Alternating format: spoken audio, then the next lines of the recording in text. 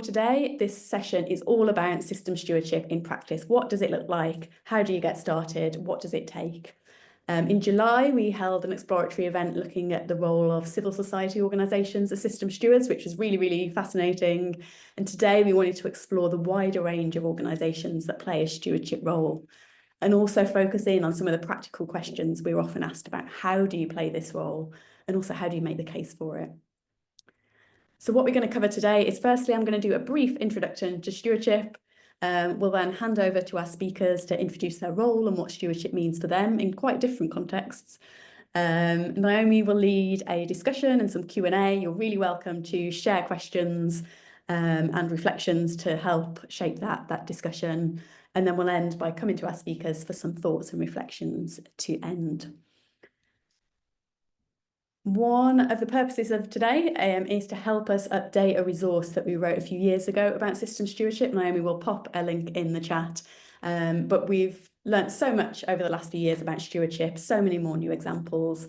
Off the back of today's conversation, we will be sharing an updated resource, and we'll send that to all of you next month. So there will be that to come as well. So to dive in, and thanks for screen sharing, Grace.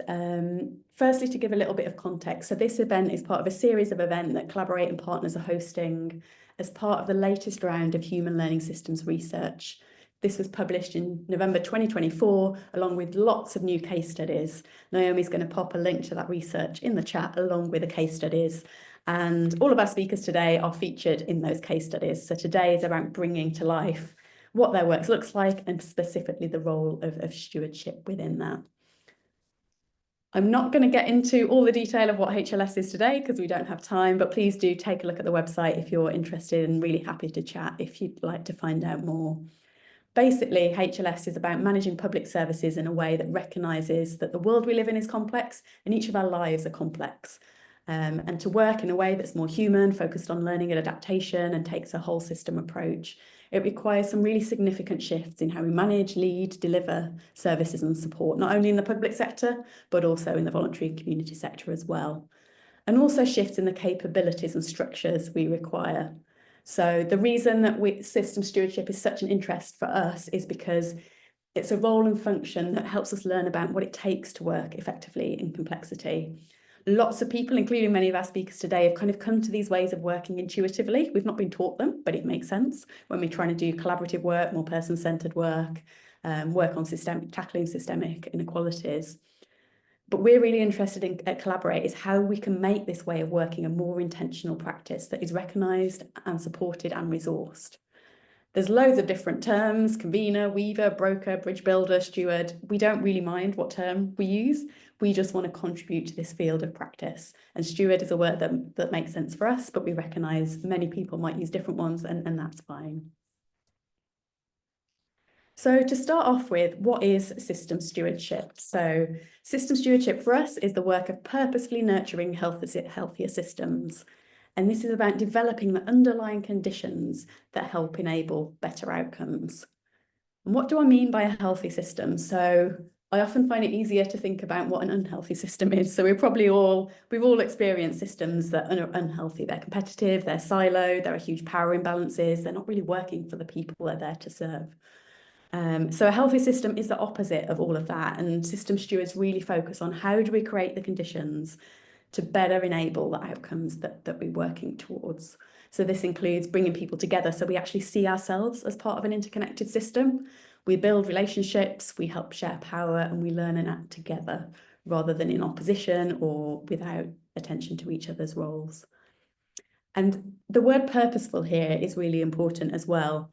As I've said, working in a complexity-friendly way often requires us to reimagine dominant structures, dominant ways of working. Healthy systems don't happen by accident. It does require a real purposeful approach focused on where are we now, where do we want to get to, and what are the different ways of working, structures, capabilities required to get us to a place that is more collaborative, more learning focused, more focused on shifting power. And ultimately, stewardship is all about improving outcomes. So if we focus on improving the conditions in the system, it can help us make better use of collective relationships, insights, resources to achieve the outcomes that we care about.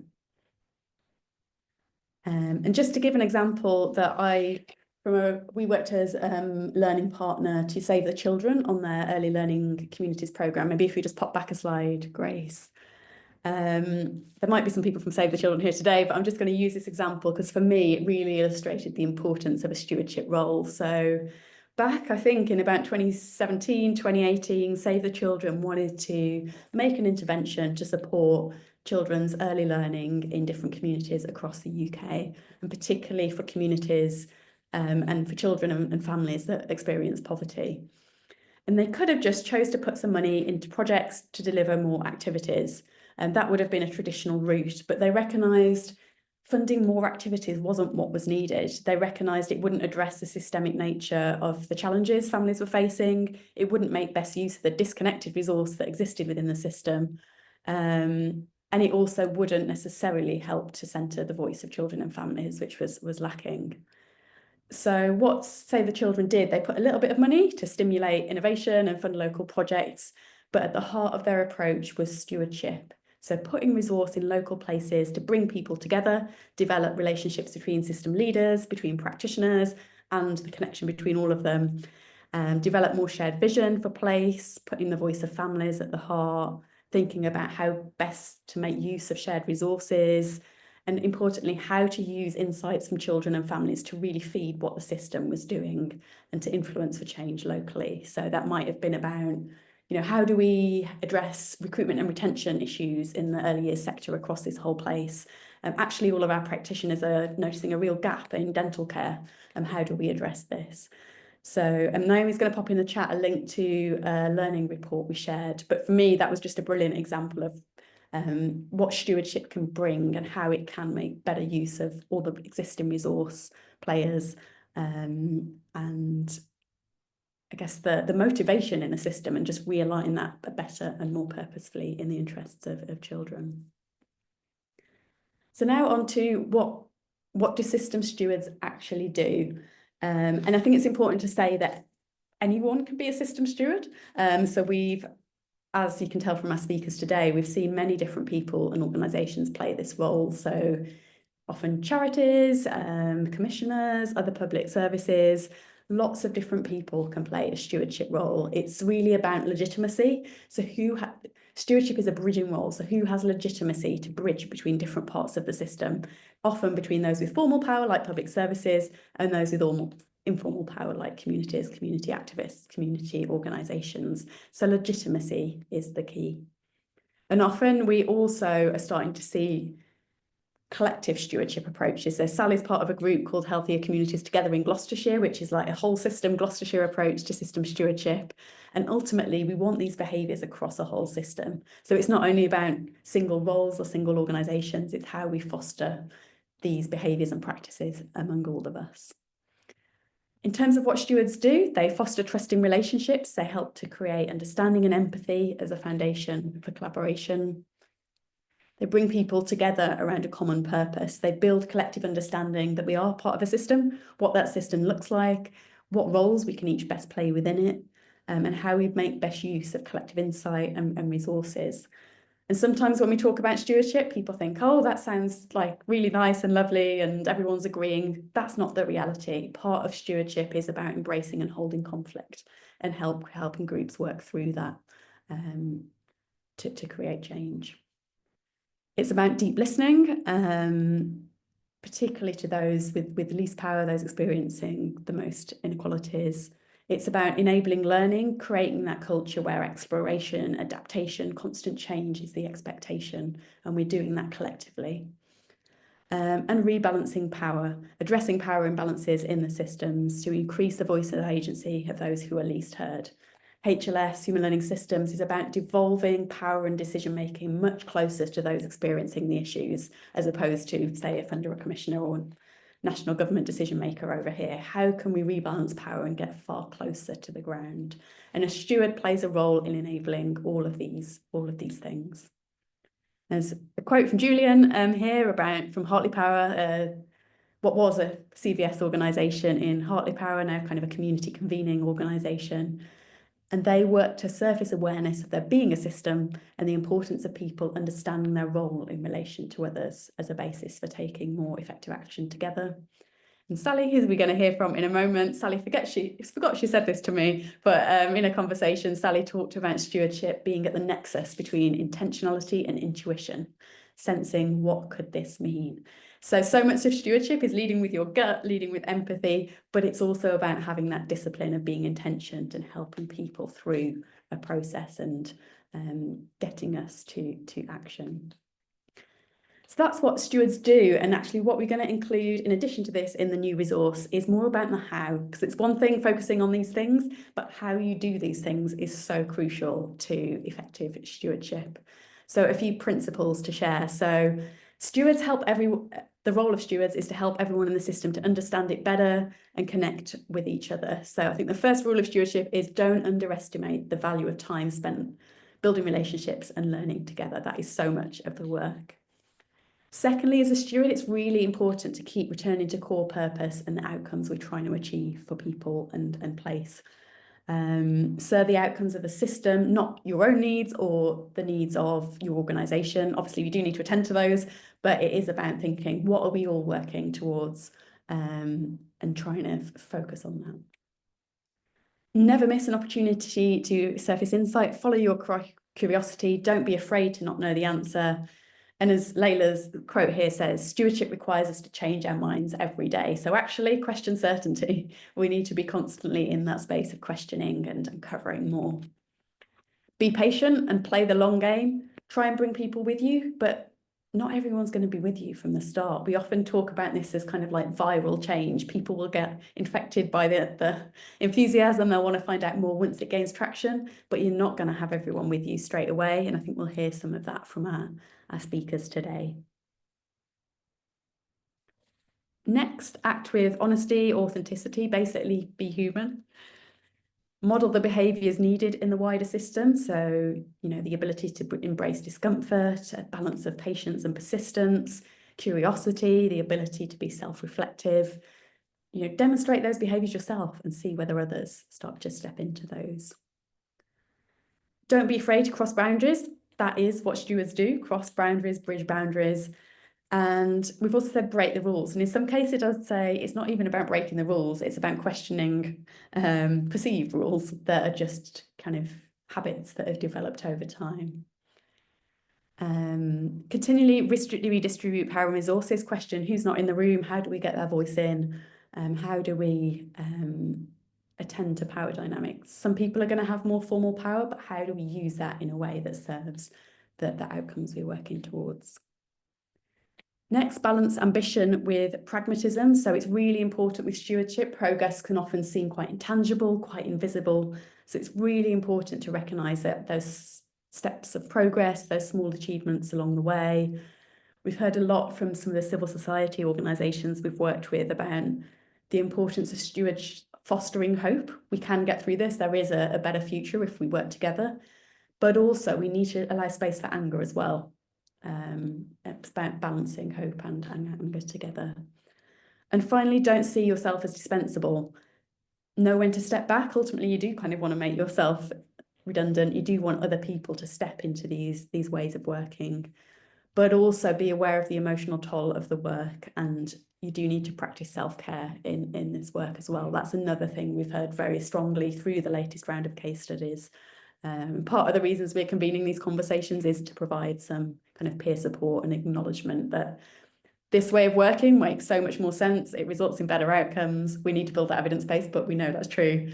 But it does take a toll, and we need to look out for each other as we take on these approaches. So that's all I wanted to share today, because really it is over to the speakers. But yeah, just a reminder that we will be sharing an updated resource that includes some of these insights. So Grace, shall I hand over to you to introduce the speakers? Yes, thanks so much, Dawn. And hi, everyone. Really nice to see you all here. So now we're going to hear from a few speakers who I think will really help to bring what Dawn was just saying about stewardship to life. And they'll talk a bit more about what this looks like in practice for them. So I think we'll get straight into it, hearing from Sally Bing, who is Chief Executive of the Barnwood Trust, a charity and funder in Gloucestershire. We've got about 10 to 15 minutes, Sally, so it'd be great to hear a bit about you, about the Barnwood Trust, and about your experiences of stewardship. I'm going to spotlight you, and then I'll hand over to you. And could you put my slides up, please, Yes. Grace? Thank you so much. Thanks so much, and thank you for this invitation to talk about this really interesting topic. I think, as ever, I feel a bit of imposter syndrome because I never intended to be a system steward or to actually think that what I was doing was system stewardship. I think it was very much at the intuition rather than the intentional end of this. But actually, in answer to the kind of questions that you set us to think about why I do this and what this meant, it seems really integral to my role. So I want to just tell you very briefly the context that I work in, and so to make sense of why I've ended up doing quite a lot of stewardship related work. So I'm Chief Executive of Barnwood Trust. I've been here for quite a few years now, and over the last 10 years, we've increasingly developed the identity that I'm sharing with you now. So we're a financially independent charitable trust supporting disabled people and people with mental health conditions across Gloucestershire. We do get some millions of pounds of funding into the county every year, but money is only a part of what we do. A lot of what we do is joining with people, communities, organisations in around Gloucestershire's mental health and disability movement, creating change so that disabled people and people with mental health conditions have a choice of opportunities, access their rights, and are included where they live. And as part of that role, we conduct and we share research, we listen, we learn from the experiences of disabled people and our funded partners, and we bring people together to explore those ideas. Next slide, please, Grace.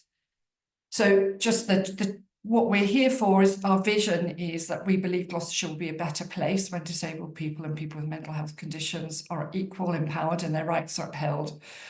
And our purpose as an organisation now is to act as an agent of social change, working alongside disabled people and people with mental health conditions to create that change. So why do I do stewardship? Because it's a critical way of being able to deliver on that purpose, being an agent of social change. So our goals on the next slide are about opportunity, inclusion, and rights. And so in everything we're doing, we're looking to create the conditions for those, which may mean that we don't work directly with disabled people and people with mental health conditions, but with the system as a whole. And I really love that quote earlier, that it's surfacing from Julian Pendleton about surfacing awareness that there is a system. That's part of the issue. People don't know that we're doing all of this within a system. So very briefly, I just want to show you, the next slide is a diagram of our theory of change. And the reason I'm showing you that is because at the foundation of our theory of change is that we build relationships.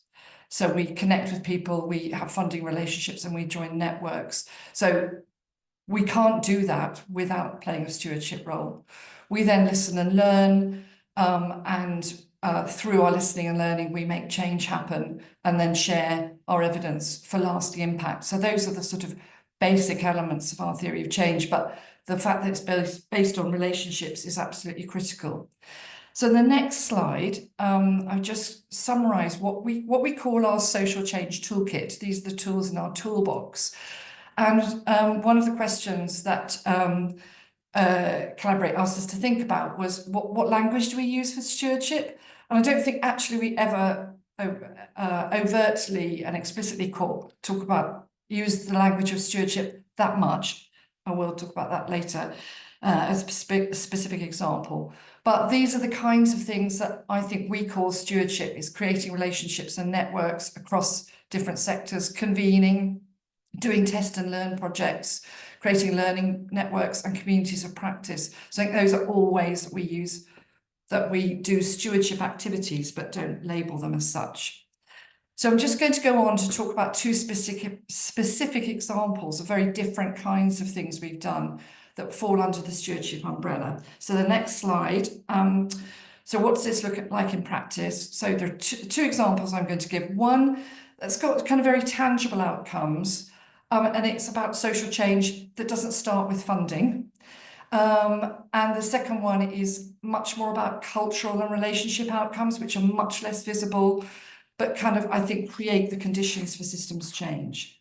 So on to the next slide. The first example I want to give is a piece of work which we have done by accident. A lot of our work starts accidentally. We start exploring something because we listen and learn, and we're building those relationships.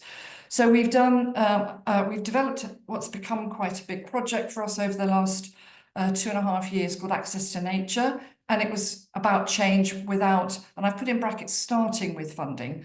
So money always comes into it somewhere, but it didn't start from there. It started with the relationships.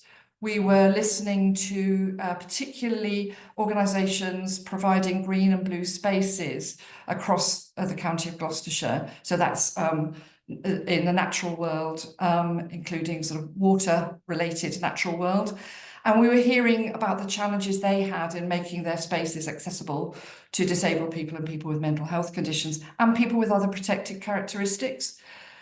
On the basis of that listening, we convened an event at Slimbridge, which happens to be on our patch, and just invited all the people that we'd been talking to come and get together, saying, you seem to be sharing similar issues. Should we explore those together? And we also invited a range of people, of experts by lived experience with different protected characteristics, to share their experience of accessing the natural world and the barriers that they faced. We also then took some of that learning to our Barnwood Circle, which is our membership scheme, of experts by lived experience, who test our ideas, share our ideas with us, and then contribute to some of the co-design and co-production work we do.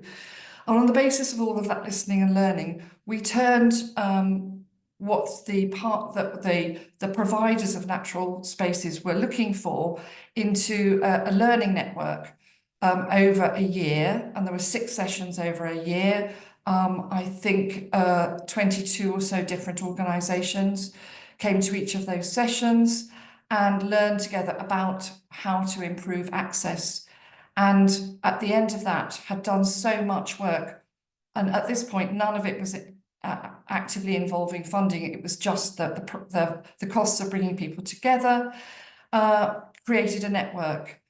And that's still, in fact, that met here yesterday. We still got, it's a really large, much larger network now of other organisations who are wanting to learn from each other. It's all become about peer learning. And I just wanted to flash through a few very quick slides from a network learning event we had in November, which we called Nature Without Barriers, where we had about 70 people come together to hear from the people who'd been part of the original learning network that had met over the year.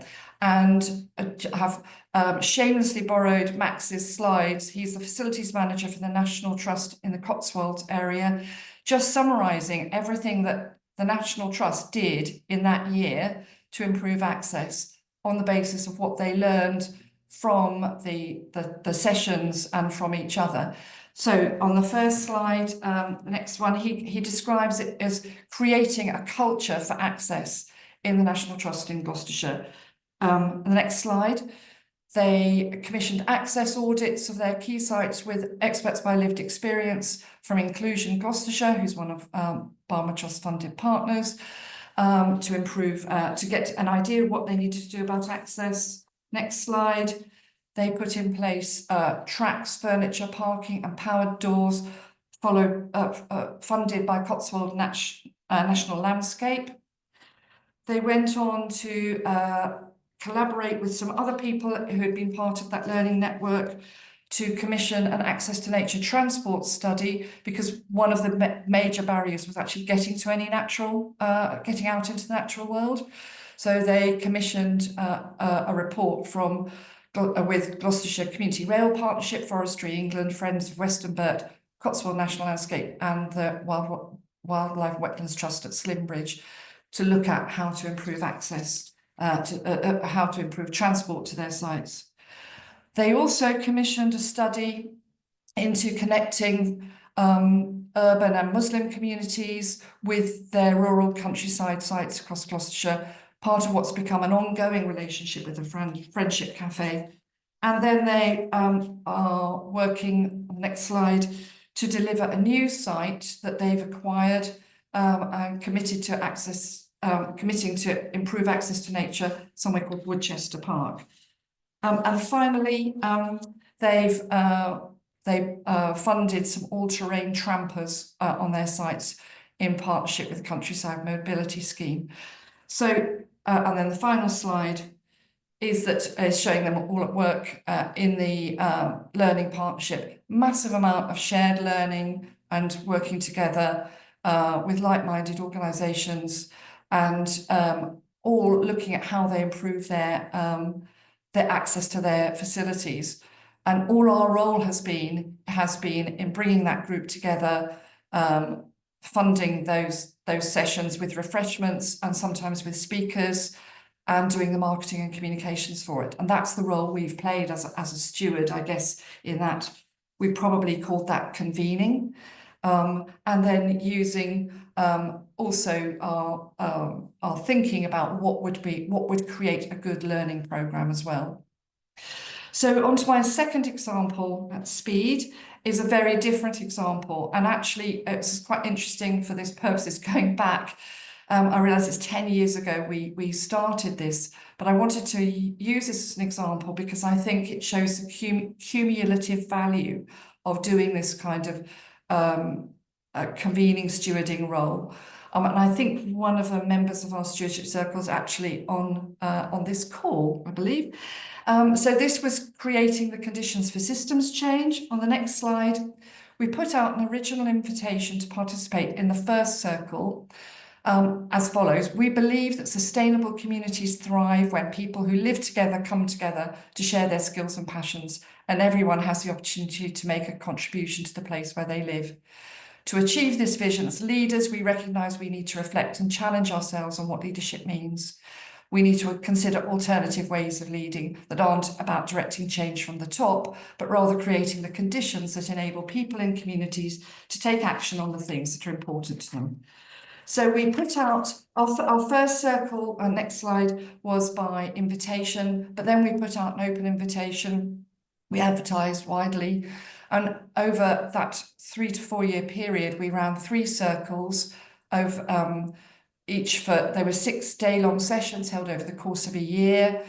We provided key articles, videos, podcasts, so to stimulate thinking in advance of each session, and we invited external speakers. And the sessions, those 6 small bullet points are the sort of things we covered across each of the 6 sessions, and they were very flexibly facilitated to allow for in-depth discussion and sharing of experience. Next slide. Sorry to jump in, Sally. We've got about 2 minutes left. Fine, thank you. These were the kinds of people who came. So they were senior leaders from local authorities and other staff in local authorities, including elected representatives, the police, both constabulary and police and crime commissioner, Gloucester Rugby, faith leaders, residents in the county, VCSE leaders and staff. And so you can see a huge, wide variety of people responded. So the next slide is just some of the things. We commissioned a qualitative research study at the end in 2018 just to hear from people what they felt they'd got from it. And there's some very powerful quotes here. And I just, they might take a bit of reading, but I just perhaps pull your attention to the last one about this has inspired my commitment to do the right thing, not necessarily the easy thing, which I think was really interesting. And so they all talk about a profound process of rethinking their relationships across the sectors and across how they work. And my final slide is just to talk about the legacy of this, because although we ran the last circle in 2018, in 2019, we thought we're not sure we want to run the circles in exactly the same way. And we actually turned that year into a series of seminars on which we invited everybody who'd been on all the circle. So it's about 80 people by then. And actually one of the first ones was Dawn came to talk about HLS, which was really interesting. And somebody left that seminar saying to me, please keep running these. These are the only opportunities we get to think about really interesting ideas. Then, of course, the pandemic created a hiatus and we kind of stopped and rethought. But what we noticed was all the people that we'd had in these circles from across the sector had deeper relationships with each other from being part of these circles, and that facilitated in the pandemic conditions people to relate more quickly to each other. We put in place, we tried something different in 2021, 22, but decided not to keep it going any longer. And that took us into what are the latest thing that we've been a part of, which is Dawn referred to earlier. We've been part of something called the Healthy Communities Together initiative. It's funded by the National Lottery with the King's Fund. And that's really, I think the circles really contributed to the creation of this big cross-sector working that we've had across the ICB, local authorities and the VCSE to start thinking together differently about health inequalities. And out of that is coming a really interesting initiative, which is right in the middle of its delivery at the moment, called CoLab, being led by one of the members of HCT, about leadership, developing different leaders from across all the sectors. And although I sort of see these as kind of almost like a part of the legacy of those circles that started back in 2015. And I'll leave it there and be very happy in the questions later to pick up the many challenges and complexities along the way. Thanks so much, Sally. Yeah, I'm sure there'll be lots of questions that people have. And as we said earlier, we'll try and feed those into the conversation. So do keep popping those in the chat. We're going to move on now straight away to hear from Lola Akindoyan, who's leading on a physical activity programme at Hackney Council. And aware of time, I'm going to hand straight over to you, Lola. Thank you. Thanks, Grace, and hi, everyone. And I think I might just slightly alter my intro, if that's okay, because I think really the work that I'm doing is about sort of developing a partnership program to reduce inequalities in physical activity. And so I always feel like I need to kind of really make the distinction, because in a lot of ways, this really isn't about, it's not really a physical activity program in the way that perhaps some people may think. And so I'm from Hackney in East London. I work at Hackney Council, but I also have, held a number of roles in the voluntary and community sector, but have spent a lot of time working in the East London area. And Hackney was home at one time, and so I really love working in the borough as well.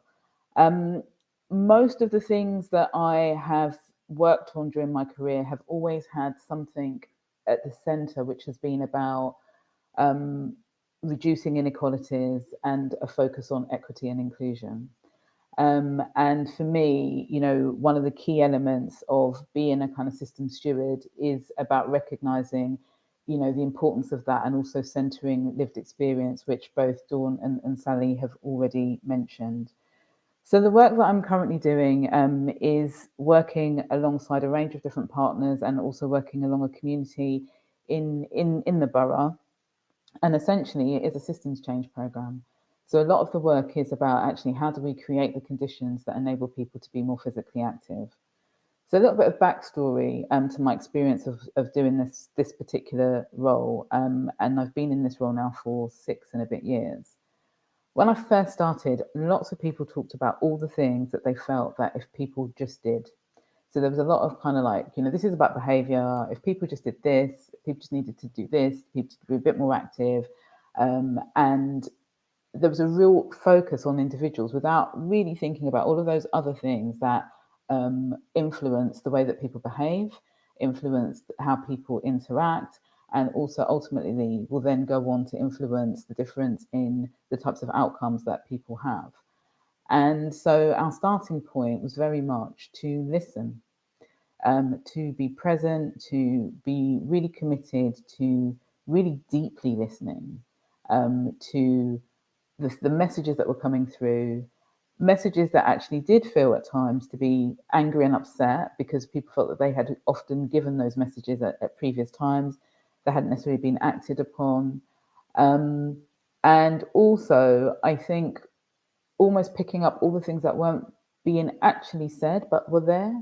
So the things that were bubbling underneath the surface, the stuff that people really wanted to talk about. Some people say it's the elephant in the room, nobody's talking about it, but it was the stuff that was there, but actually recognise that it was really important for us to also get into some of that.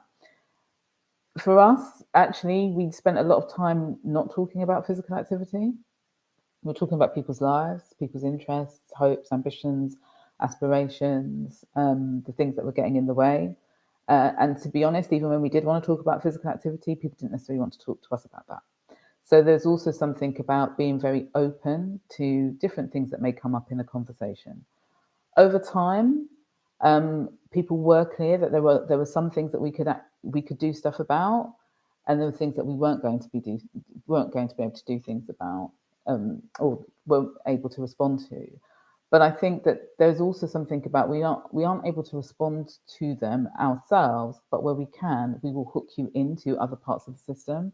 So I think that's the other thing that I'd really flag around kind of, taking this work, is that you never really know what's going to come up. But the key thing is to recognize that it's important to be as responsive as one possibly can, even if that is about kind of being able to foster those connections. The approach that we've taken, we've never talked about being a system steward. I'm probably only ever going to talk about it for the context of this call and other work, because I guess at the heart of what we were doing is also about recognizing that the only way really to move things forward would be by working together. And one of the things I think that is kind of maybe perhaps quite unique about a sort of system steward type role, if you're in a position where you're doing this work, is the ability to stand back and to look at the different things that are going on, different roles that people play, and to see where the connections are possible. I think it can often be really easy to say or to be critical of those who don't show up or who are too busy or work in particular ways. But actually, I found that whenever we've brought people together, for the most part, people are quite happy to connect. It's just that sometimes they haven't thought about how they might actually do it. So, a big part of the work can be around convening those spaces, holding those spaces to build relationships. And I think, as Dawn mentioned, also recognizing that developing those relationships and convening those spaces doesn't bring change overnight. It takes time, and people move in and out of those spaces. They develop relationships with each other, and can be very present. But also over time, people can drift away, but then they can re-emerge at a different time. So they're sort of some of the experiences that we've also had. We also have a theory of change to help drive the work. And to be honest, that's the most helpful, I would say, for us as a team, because it helps us to regularly go back and check our work against it. But it's also been really helpful for us to think about who we need to bring together as system stewards. So again, going back to that, the people that sometimes are really obvious, but also who's missing, and using the sort of the theory of change to help guide some of that process, so that we're constantly having that kind of that checkpoint for actually, are we still working towards a goal? Is this still a shared outcome? And making sure that that's also woven into the many conversations that we have with a number of different sort of, stakeholders, community members, etc. I think the other thing I really loved one of the earlier quotes by Layla as well, that was on Dawn's slides, about the need to change our minds every day. And for me, I think that's been one of the key things about doing this work. And I would call it, being adaptive and kind of using adaptive leadership. But I also I say that whilst also taking almost a deep inhale, because I also recognize that there are quite a lot of people that are uncomfortable with working in that way. So I cannot tell you the number of times that people wanted to know, so what is it you actually do? because there was no defined, it's for some people it felt ambiguous. Oh, you're trying to convene a system, you're bringing people together, but to actually do what? How, what's happened here? When actually, when you're trying to build and develop those relationships, you cannot, I always remember saying, you cannot program manage a relationship, because you don't know actually how long it's going to take for that relationship to move in a very different place. So I would also say that there is an element of really needing to bring some resilience into this. But alongside that, it is absolutely important. I echo Dawn's point around the kind of self-care and developing that network of peers who also support the way of working, and also really understand this approach. And I guess what I would say is, like, there is hope in this, and that it does move into a different space and to achieving work that is actually very responsive and is able to improve outcomes and meet the needs of people who had initially informed the work. But it does and can take time. It can take a lot, some repeat work. So we have lots of conversations, and regularly checking in. So going back, to those kind of people that have been involved from the outset, and really just checking in as to whether things are, developing as one expected. The importance of being reflective is also something that we've found has been really necessary in this work, and taking time to do that. And another little anecdote is having a conversation with someone and saying, but we don't have time to do that. We're busy doing really important stuff. It's easy for you to do that. So almost the assumption that being reflective is a bit of a luxury. And actually, I think to really do really deep reflective work is so important and can be so powerful in terms of, the changes that one can then achieve, because you've taken the time to stop and ask, is this really working? And if so, who's it working for? How do we know? How could it change?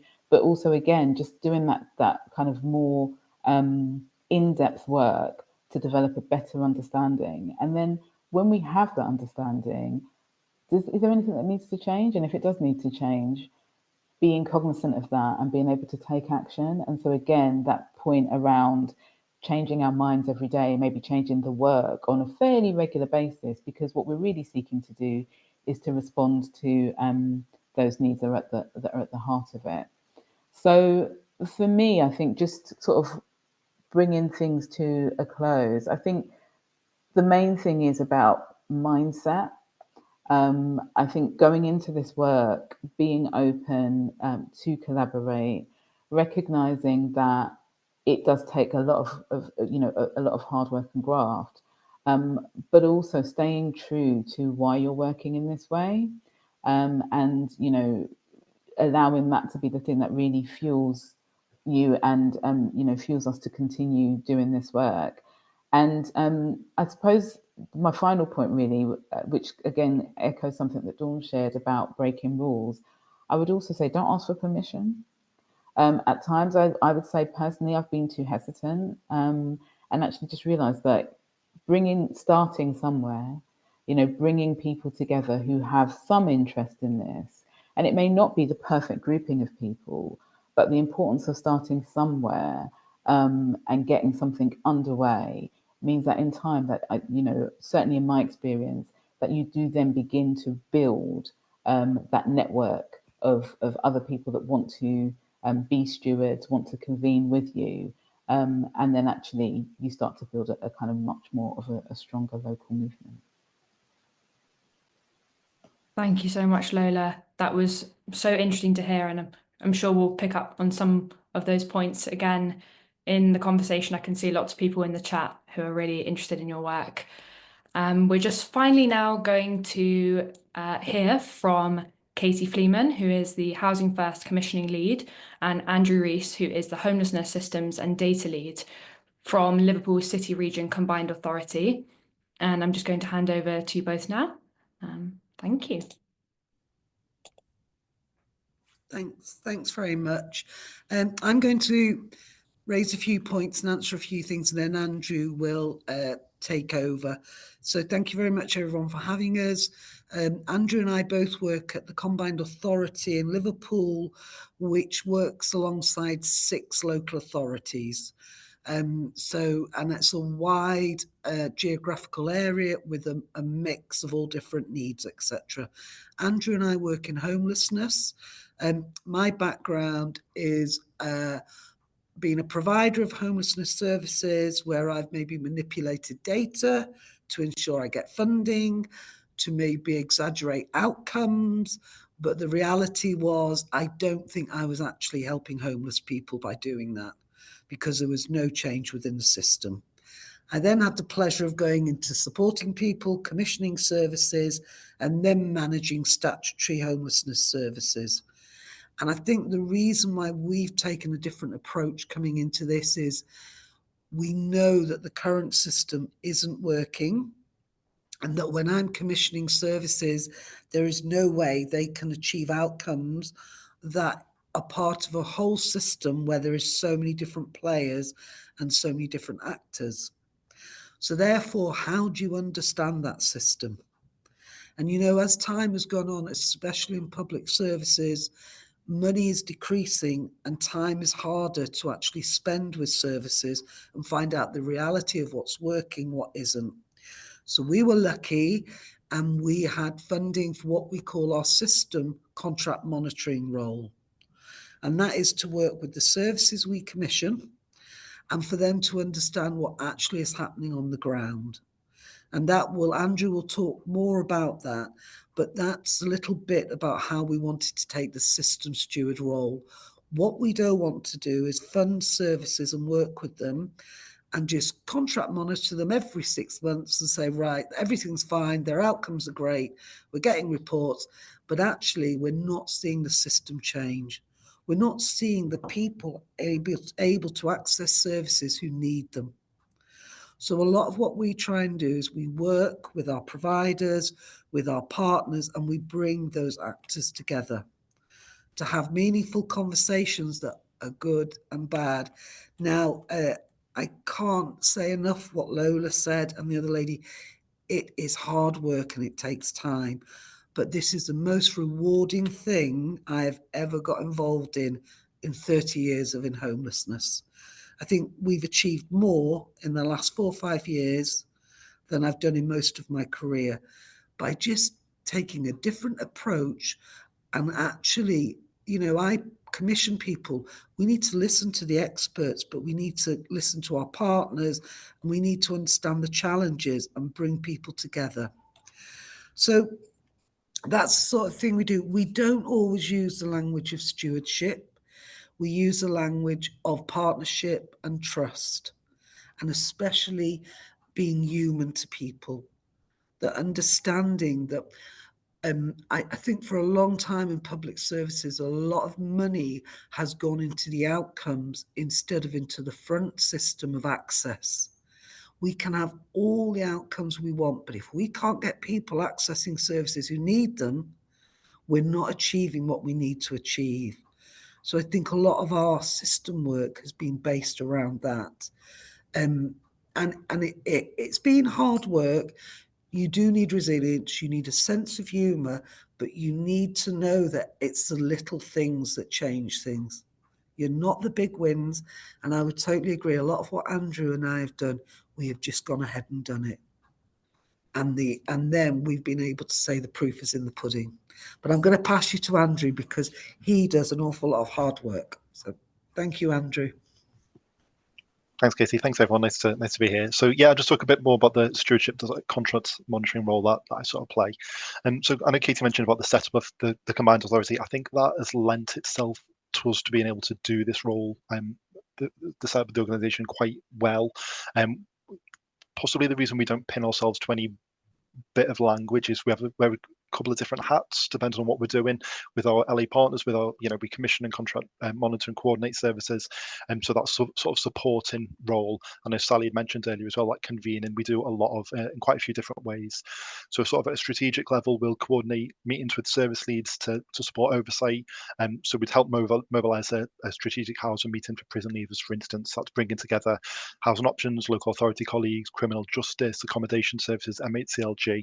So we sort of offer that resource in doing that. So bringing everyone around the table to help delivery and system improvement, I suppose. An operational level, we can go the other way. We will help convene MDTs for individuals. So on a case, on the ground level, or offering resource to collate and evaluate data. We try to add value in whatever sort of realm that we're working in at that time, I suppose, is our sort of approach. I think through that approach, we are able to sort of act as facilitators within the wider system. So, working relationships we developed, Katie more so, she's been here longer, but we have very good interpersonal relationships with our colleagues. It's not just from the work we do and our approach, and I think our supportive nature of it. I think even when partners have been maybe dubious, sometimes for understandable reasons, with commission services, and you've sometimes seen them reticent about being wholly honest because they think that a commissioner and a sort of contract provider relationship should be a certain way. But I think that line Kate said about proof being in the pudding, I think we've sort of earned trust from wider partners through our approach, and that's been helped to develop relationships, and then to importantly develop and improve services as well.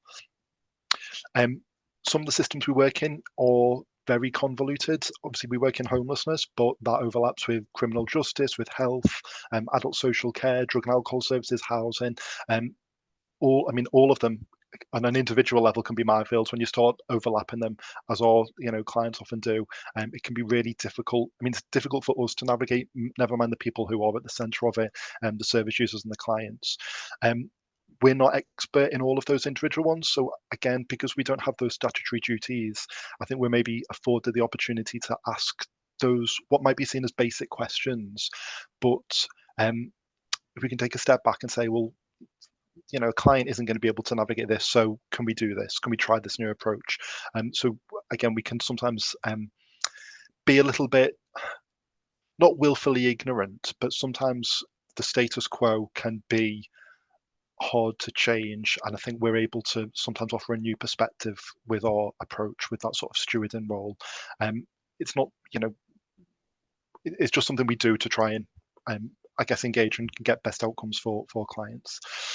I'm just going to talk a little bit about how the stewardship role works in practice. So I know I touched on some of it in a little bit, but I think engaging with systems at different levels has been key for us in helping to understand it. So for instance, we commission an assertive outreach service, which runs across a number of local authorities in the city region. I have a weekly check-in meeting with the service manager. We have meetings every 6 weeks or so with the local authority leads to talk about how it's working from their level. And we meet quarterly when we're doing data returns to look at how the evidence and sort of the data is telling that. They're very structured meetings. That's probably less than half of what our engagement is with the whole services. Because we were noticing problems with local connection across the city region with homelessness. Katie and I, the Combined Authority, convened a local connection forum to help find pragmatic solutions for those entrenched rough sleepers who clearly the system was failing. It wasn't doing anything for them. That brought together different assertive outreach teams, different local authorities, and it looked for new ways of thinking. And I guess because the systems the current systems had been failing those individuals, that legitimised a new approach. I know someone mentioned about, I think it was in one of the questions before, about legitimacy. But I think if something isn't working, then that you've got license to try something new then. So that sort of outside the box thinking can really help. Otherwise, I quite frequently, maybe a couple of times a month, go out with the outreach teams as well on homelessness sweeps. So I'm able to, obviously I think it's beneficial for the frontline team to see that we've got that vested interest. Not that we wouldn't, we've got a very trusting relationship with the managers at the service, but information isn't getting filtered through then if we've got a direct contact and interface with that frontline staff, which we found really useful. Obviously, I'm able to engage with people who are sleeping, which is absolutely crucial anyway. It's not just looking at reading some case notes on a system. I've got that sort of frontline experience, but it's helped mine and Katie's understanding of the wider system, and just having those conversations and making that space for people to share positive and negative, what's working well, what isn't. It enriches our understanding. So when we are looking at, reprofiling, or if we've got budget we can reallocate, or looking at funding streams, we've got a broader understanding of what's working and what isn't. And I think, just the staff, it adds a bit of assurance that we've got that vested interest, I suppose. We want to hear from them as much as from their managers. We want to hear it, experience the frontline staff and what that's doing. And there are practical things as well. I think when we talk about siloed workings, and this is one of my blind spots, we commission a fair number of services. The amount of times that I've been speaking to the staff and they've not been aware of another aspect of homelessness or another service which we might even have a part in, and able to just help bridge those things together. So I think that convening role can happen in a number of ways. Obviously, we can play that facilitator, but also we need to acknowledge that not all parts of the system, even if it's siloed, are currently talking to each other, so we can just help bring those things together. I just think one last thing as well, I'll touch on about that local connection forum, because I know we talked about the importance of lived experience, and the key to it is what does the individual want? When Katie said about how meaningful and purposeful this work is, ultimately we're trying to improve outcomes for service users. So we're trying to how the current system is failing them, what isn't working, what could be better, what can we do differently to try and improve outcomes for them. That needs to be at the centre of everything we do. Thank you so much, Katie and Andrew. I'm just going to hand over now to Naomi, who's going to facilitate a conversation between the speakers.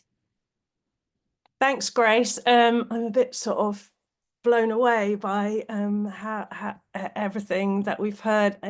We've heard, I guess, three different sort of perspectives from different role perspectives, sort of the kind of funder, change agency, the program manager, and then the commissioner. And it's really interesting how many common threads there were in those, as well as some of the differences.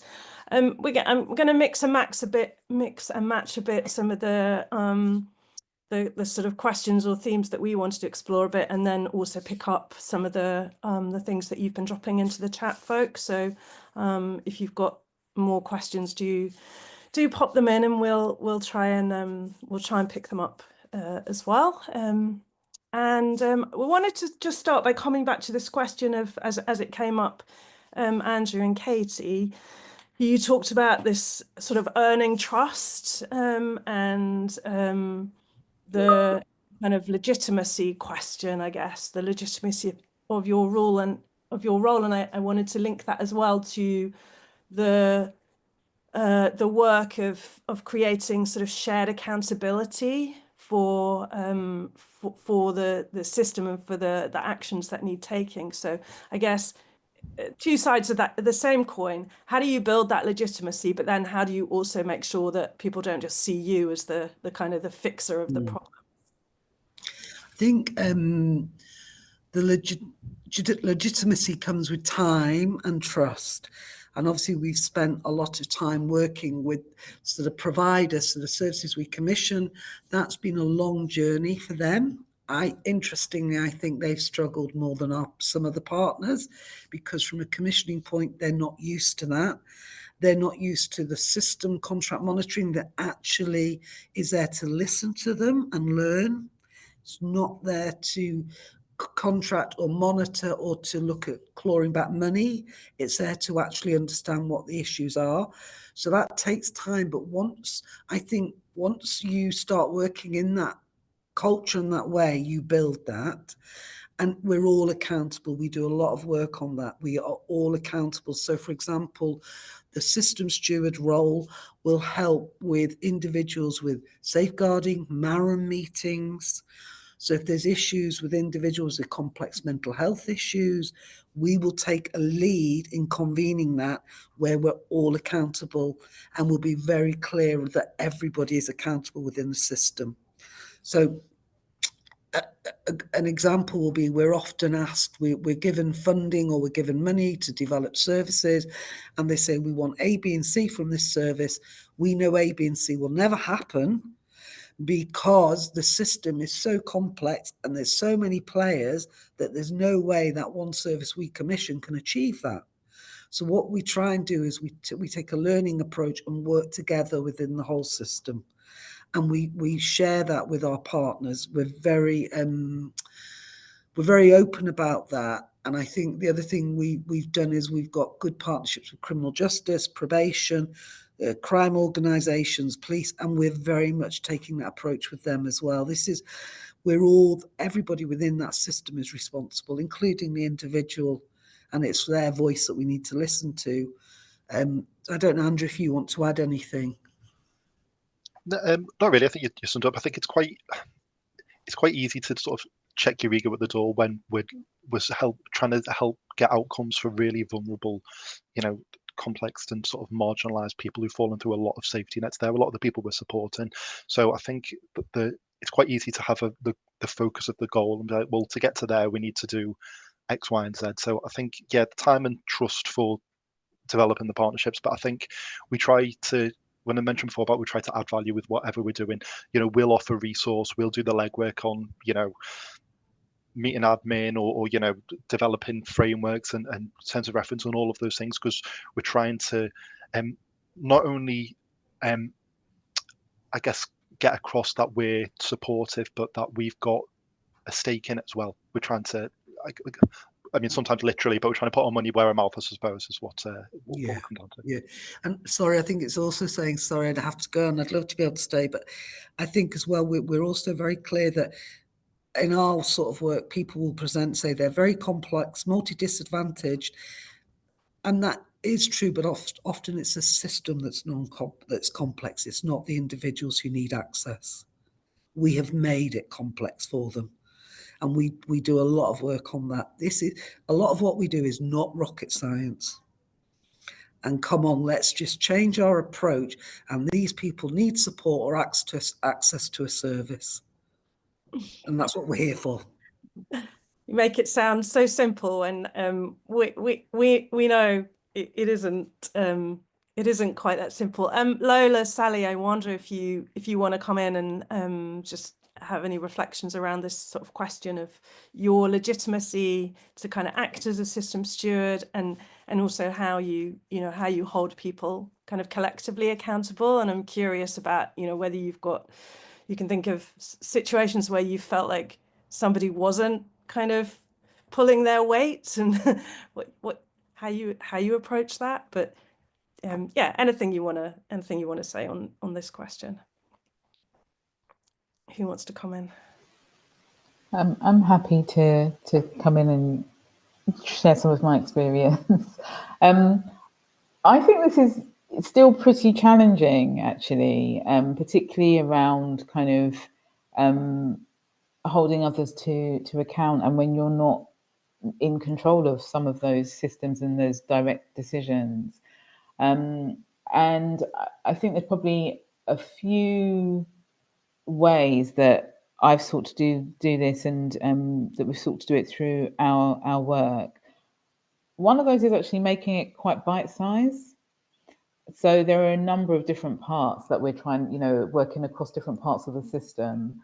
And we have energy at different times across different parts of the system, right? So where we can, and being literally able to make it quite bite-sized, so we can have that kind of shared accountability. People are really clear about what their roles are, and so they're able to respond. And then by creating those kind of trusted relationships, by collaborating together, having that focus on the shared goal, I feel that does almost, in a sense, help us to almost self-manage, as opposed to like being really strict around, you said you were going to, I think when you bring people together in that way, it creates a spirit of we're all in this to do this together. So actually we've got to be able to hold each other to account, support each other, and understand what isn't working. I think also there are other people that can really be helpful in helping to hold to account. So those who are, also stewards, or those who might have particular roles. So we work in a place, a very place-specific program, and I would say our elected members are absolutely fantastic at doing that, really, as well as local people and organisations. So I don't think I can add too much more there around the sort of accountability aspect, because I think it is quite challenging. But I would definitely say the bite-size element, and then being able to bring that together so that you have the groundswell of change is really key. Thanks, Lola. Sally, if you're not desperate to come on at this point, I'm going to throw another different question at you. There's been some interesting chats around kind of sort of systems and the boundary of systems and defining systems, which I wanted to and also about sort of, I guess, the bridging between the formal and the informal parts of the system, and particularly how you effectively engage with residents and communities, and kind of bring people into the sort of the system learning and so on, which feels like it really speaks a lot to your work, Sally. So yeah, just wondering if you could speak a little bit about how you view that. I'll try. Feels like a big question. Yeah.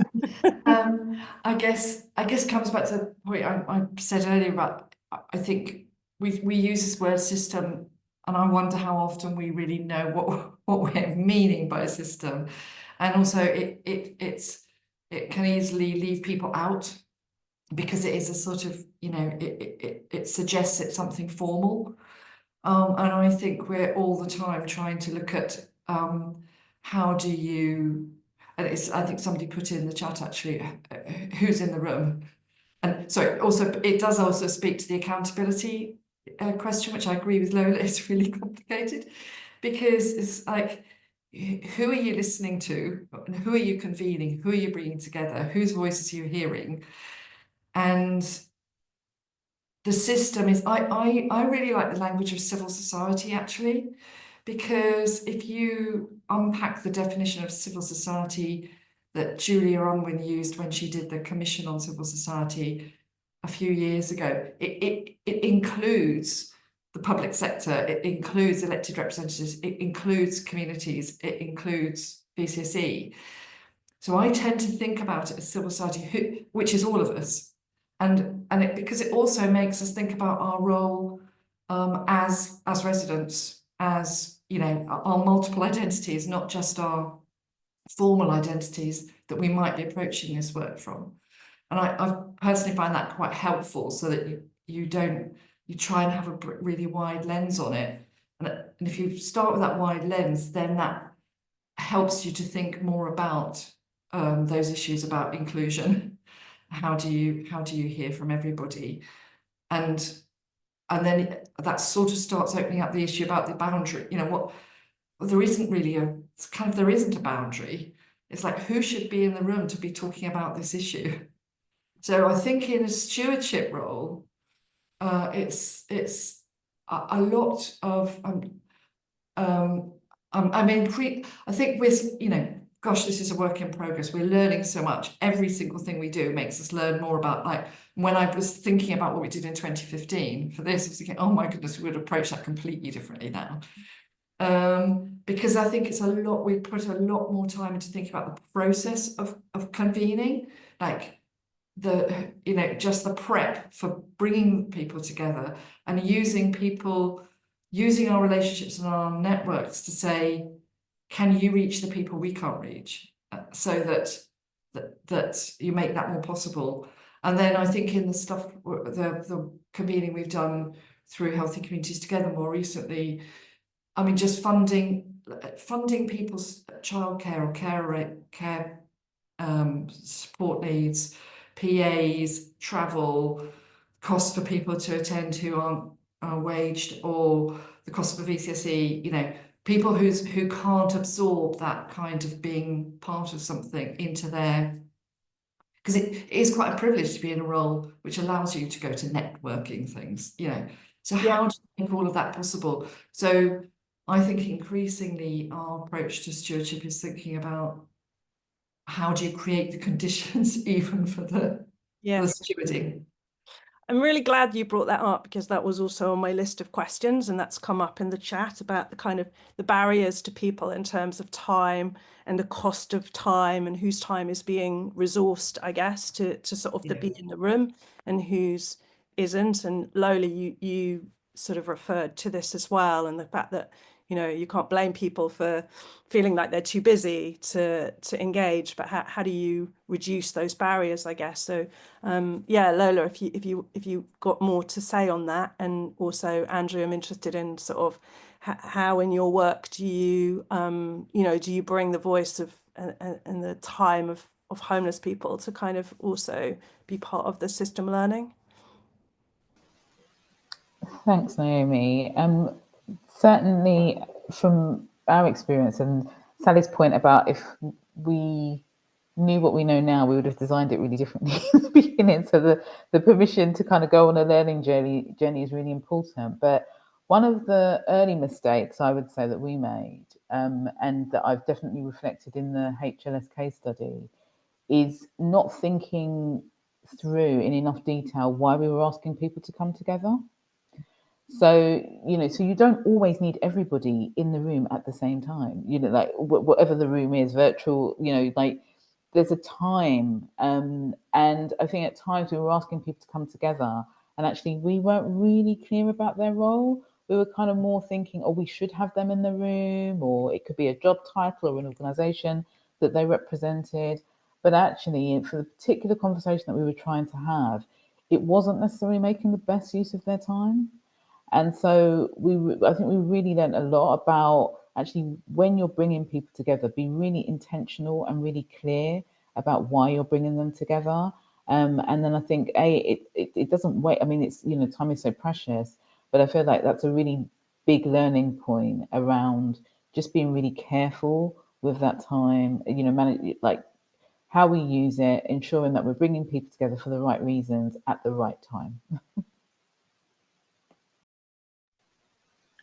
Yeah, I think it's really interesting. I mean, we bring people together in different ways, I guess, depending on what the focus is. So I'll talk about two. We've got an accommodation for prison leavers program that we work. It tries to support ex-offenders into the private rented sector. It works with dozens of different services and agencies. It's quite complex, obviously. Probation, criminal justice, there's prison accommodation, there's a crisis with commission support service, local authorities, housing. It was really clear that this is going to be a really complicated service. So the combined authority, we sort of led on the funding for it, brought everyone together. A couple of the different agencies had lived experience forums and sort of embedded into them. So we tried to make best use of them we could. So everyone had input. We basically charted we mapped a prison leaver's journey from the point of being in prison to release, and what the ideal would be from going through this journey. It was really clear that ostensibly it was to look at the handover point, so we could identify any gaps in resource. So if we were looking at additional funding or provision, then we could help identify it. But it became really clear that every single point there was a myriad of issues which could happen. Loads of different problems could occur. Information wasn't known, sort of different things. Just a couple of people had mentioned in the questions before the chat about what the system is and where the boundaries are. So sometimes the whole wider system can be overwhelming. The most specific, try to get the nuts and the bolts, that can be equally sort of overwhelming, trying to get into the nitty-gritty of it. But we found even trying to do this act of the most straightforward prison release, if everything went to plan, what would that journey look like? From there, it was like, okay, well, there's clearly issues between X handover point and Y. So then we'd maybe look at a different meeting to try and help. Okay, well, would this form help? What would probation colleagues need to do this? So I think you're absolutely right, Lola, about what justifies people's time and not wanting it to be wasted. It's having the right people in the right room to address the right issue. Conversely, and then also I think this had the added benefit of helping all the players understand how big a simple journey could look like. There's a lot of different agencies involved. Conversely, though, a couple of months after that, we'd mobilised this. The service had some issues. It started really poorly, then became really actually quite well performing for a lot of agencies' hard work. So we had a bit of a learning day. We hosted at our offices in the Combined Authority. We were all agencies who were part of the service together, as well as central government. They were keen, but we invited different colleagues as well. So ICB health colleagues we brought along, for instance, a couple of other different ones, and crucially, people who've had lived experience of the service. Now, no one was briefed. We got sort of feedback from different elements of the service to give their thoughts on what had worked well, what hadn't, what we would like to change in the future. But the ask of how we'd want to change it was bigger than how it had gone well so far, which was sort of by design. But a lot of people attended that for different reasons. Some agencies because they thought that it was an opportunity to get more funding, which it would, because we'll be looking for funding in the future. Health partners came just because they wanted to learn about what was happening in a specific sector. So there's different. Basically, I'm just agreeing. There's different motivations for people attending. It's not always that everyone needs to attend every forum. I think having an idea of what the aim is, and then what those individuals or services are going to get out of it is probably key. We're really getting a flavour of the many different roles that system stewards play, and the kind of, from the like you said, looking at a referral form at one end to the kind of really big picture, looking at the whole system and who do we need to convene to start to change things. So thank you to all of you for sharing this. I wanted, with John's permission, just to kind of throw one more question at you all, and this speaks to some of the conversation in the chat, but also something that we had kind of prepped, and it's really about how you kind of make the case for the value of system stewardship, how you have been getting buy-in for the approach, and getting support for it, and especially when it's something that's so difficult to talk about, such a kind of slippery concept and covers such a lot of ground. So it'd be great to hear from all of you if you've got any tips for our listeners, or just what's worked for you. Who'd like to go first? I'm happy to, but possibly mine might be the weakest of the answers. And so Katie's my manager, and she's a massive advocate and supporter of it. So I think it's been really easy to me since I started in the role of having, my background isn't homelessness at all. So coming into it, and then Katie's sort of approach is, to me, the default, I suppose, in an odd way. I think that Sally, your slide earlier said it's not the right thing. It's the right thing, not necessarily the easy thing. I think that's the key, because sometimes I think, it'd probably be easier if I didn't know that, or that can, but I think once you've got vested interest and once you're a part of it, it's hard to not have that motivation to keep driving it. It's, it isn't easy, and there are challenges for it, but I think, I guess my sort of approach has been, it's learned, I suppose, from the get-go. Sounds like for you, there's no going back to a different way of doing things. Sally, do you want to go next? And we'll let Lola have the last word. I guess there's something about it's both sort of the resourcing of it, and then the engagement. How do you get buy-in to resource it and do it in the first place from people who hold the resources for it, but also how do you get buy-in from people to participate? And I think it's the buying, the getting people to buy in and participate. It starts long before just building relationships of trust. I mean, we've probably all been saying that, and that just can't be speeded up, and that's one of the complexities of doing this work. It just takes, it's so time hungry. I loved your comment, Lola, about you can't program manage a relationship. I'm going to borrow that phrase, if I may, because I think it's just like you just can't, and it's just like times like relationships like blotting paper. They just soak the time, and to navigate when there's been complexity in a group, etc., etc. It just, so I think it's partly about doing all the pre-work. Again, it's this, I think a lot more about the pre-work to get everybody there. And then I think, you know, you have to just assemble some of the stories to, you know, if the resourcing of it is an issue, to get people to buy into it. But, you know, coming from a funder back, you know, as we're a funder, you know, I would be really interested in conversation with other place-based funders, because about resourcing, the value of putting finance and funding behind this process.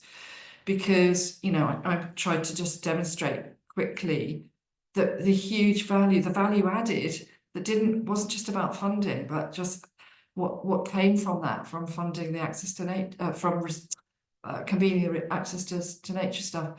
So I think if funders could play a role in legitimizing it by just, you know, saying it's a process, something they really want to resource and enable people to do because of the benefits that go way beyond the money. Any funders on this call? We'd love to hear from you. Lola, over to you for the last word, and then Dawn's going to wrap us up. Thank you. So I am going to fly the flag for the funder of the work that I'm involved in, which is Sport England, because they absolutely have committed to working in this way. And that also speaks to one of my points about having an advocate and a supporter of the work. You know, you do need them. So as Andrew was kind of mentioning in terms of kind of, you know, like he's line manager, but just other people that can play that role and help to kind of, you know, make the case. I think earlier on in Sally's slides, there was a box around kind of the different elements that are stewardship and test and learn, because I think that starts to build the case for the work. You know, you get a small win, and that, because we're building in this work, I think taking those small wins and using that to then move us on to the next step is really crucial. And then the other thing that for me, I think is really important and has come up with both Sally and Andrew is about staying close to the work. You know, so that belief in you know, believing in it, but also staying close to it, because it will help to, again, push, spur, and keep a focus, and also help in making the case, because you're regularly gathering that insight and learning that comes by staying close to the very, you know, people that we're seeking to support. Thank you. Thanks so much, everyone. I want to go and reflect and think about everything that's just surfaced, because there's as Naomi said, so much richness in there. So thank you, everyone, Andrew, Lola, Sally, and also Katie for sharing. Lots of comments about it being inspiring and how much people valued hearing you speak. So a huge thank you for your contributions, and hopefully it sparks some thoughts. I know you're already borrowing quotes off each other, so hopefully that will help spread the practice, build a field in itself. And also a huge thank you to everyone who's listening today for all the contributions in the chat. I suppose one thing that I'm taking away from today is it doesn't really matter what we call it, but there are commonalities in this practice, in the practices. So we heard a lot about standing back, stewards almost like holding the complexity to help others step in and navigate their role. Loads about listening, convening, connecting, creating those spaces for people to step into, but also the mindset, behaviours, the different kind of capabilities that this requires of it. It was just so embedded in the way you each spoke about the work and your role in it and your organisation's roles in it. So I guess from Collaborate's perspective, we know this approach works. We're really passionate about it, and we want to just play our small role in surfacing examples, practice, building that evidence base. So if there's others on the call who work in this way and you want to share your story, write a Human-Learning.Systems case study, or share in any other way, please do get in touch. If there are particular conversations that have been sparked today that you'd like to continue, again, get in touch and we'll see what we can do about continuing to convene, connect, and kind of build this area of practice. But yeah, huge thank you, everyone. Do get in touch, and good luck on your stewardship journeys. And look out for our new stewardship resource coming soon. Hopefully next month. Thanks, everyone.